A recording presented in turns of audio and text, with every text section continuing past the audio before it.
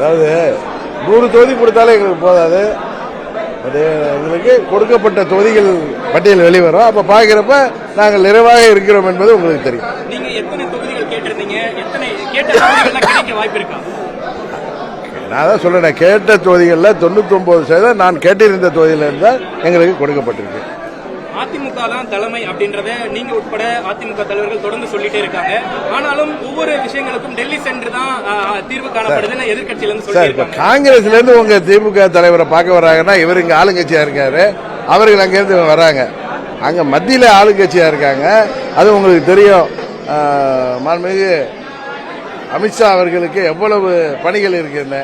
அதற்கு இடையிலேயே இங்க அம்மாவின் தொண்டர்கள் நாங்கள் பிரிந்திருந்தவர்கள் எல்லாம் ஒரு அணியில் சேர்த்திருக்காரு.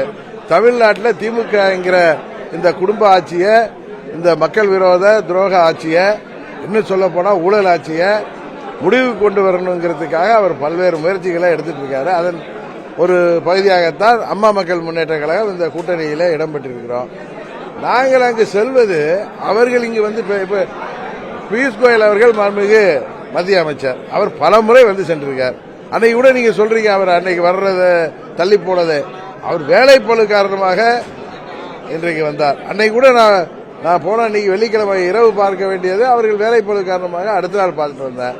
அது முழுவதும் இந்த தேர்தலை எப்படி சந்திக்க வேண்டும் என்பதற்கு மாண்புமிகு அமித்ஷா அவர்கள் எங்களுக்கு பல்வேறு ஆலோசனைகளை வழங்கினார்கள். அதை பற்றி நான் இங்கே வந்து அண்ணன் இபிஎஸ் அவர்களிடம் மற்ற தலைவர்களிடம் பேசியிருக்கிறேன்.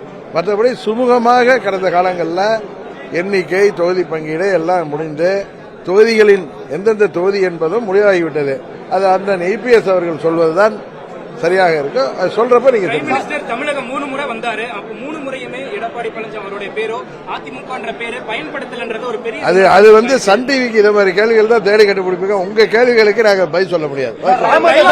ராமதாஸ் அவர்களும் சசிகலா அவர்களும் பாமக அமமுக ஓட்ட பிரிக்கதான் தேர்தல் களம் கண்டிருக்காங்க. இது எந்த அளவுக்கு அப்படி என்ன திமுகவும் சன் டிவி விரும்பினா அதுக்கு நான் பொறுப்பல்ல. இன்றைக்கு திமுகங்கிற தீய சக்தியை வீழ்த்துவதற்கு அம்மாவின் கட்சியாகிய அனைத்து இந்திய அண்ணா திராவிட முன்னேற்ற கழக தலைவர்களாகிய எங்கள் தேசிய கழக கூட்டணி தான் ஒரே மாற்று. மக்கள் எங்களைத்தான் வெற்றி பெற செய்வார்கள். மற்ற கட்சிகள் அவர்கள் விருப்பப்படி போட்டியிடுவார்கள். தேர்தல் முடிந்த பிறகு தெரியும். எங்களுக்கு யாராலும் பாதிப்பில்லை, நாங்கள் வெற்றி பெற்றோம் என்கிற செய்தி சன் டிவிலே ஒளிபரப்பு. அதிமுக போட்டியிடும் போது அமமுக வந்து வாக்குகளில் இருந்து சிதறி ஓரளவு அதிமுக வந்து தோல்வி வந்து ஏற்படுத்துறாங்க. இதே மாதிரி வந்து ராமதாஸ் அவர்களும் சசிகலா அவர்களும் வந்து தென் மாவட்டங்களோட வாக்குகளை வந்து குறைப்பதற்கான வாய்ப்பு இருக்காது. அப்படின்னு நீங்களும் எதிர்கட்சிகளும் ஆசைப்படலாம். ஆனா உண்மை அதுவல்ல. திமுகவை வீழ்த்துவதற்கு மக்கள் பயன்படுத்தக்கூடிய ஒரே ஜனநாயக ஆயுதம் அதிமுக தலைமையிலான தேசிய ஜனநாயக கூட்டணி தான். ஆனால் மக்கள் அவர்கள் எங்களுக்கு தான் வாக்களிக்கிறார்கள். மற்ற கட்சிகள் வருகையாலோ மற்ற கட்சி கூட்டணிகளாலோ எங்களுக்கு எந்தவித பாதிப்பும் ஏற்பட போவதில்லை என்பதை நீங்கள் தேர்தல் முடிந்த பிறகு உணர்வீர்கள். தொகுதி எல்லாம் எந்தெந்த தொகுதி என்பதெல்லாம் சுமூகமாக நாங்கள் முடித்துவிட்டோம். எல்லா கட்சிகளுக்கும் முடித்த பிறகு திரு இபிஎஸ் அவர்கள் அறிவிப்பார். ஒரு அழுத்தம் கிடையாது. நீங்க தான் போட்டு அதை எதுன்னு சொல்லிட்டு, அதாவது அதிமுகவும் சரி பாஜகவும் சரி எங்களுக்கு ரொம்ப ஆதரவா இருக்காங்க. ஊடகங்கள் தான் கருமித்தனமா எங்களுக்கு 6 சீட்டு 7 சீட்டுன்னு சொல்லிட்டு இருந்தீங்க.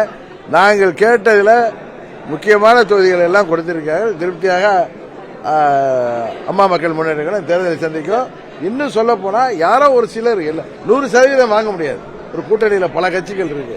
அதனால நீங்க தொகுதி பங்கீடு பிறகு தொகுதி பெயர்கள் வந்த பிறகு நீங்களே புரிஞ்சுக்கணும். அதுல நான் போட்டியிடல. 234 தொகுதியில் நாங்கள் வெற்றி பெறுவதற்கு நாங்கள் கடுமையாக எனது பணியை செய்வேன்.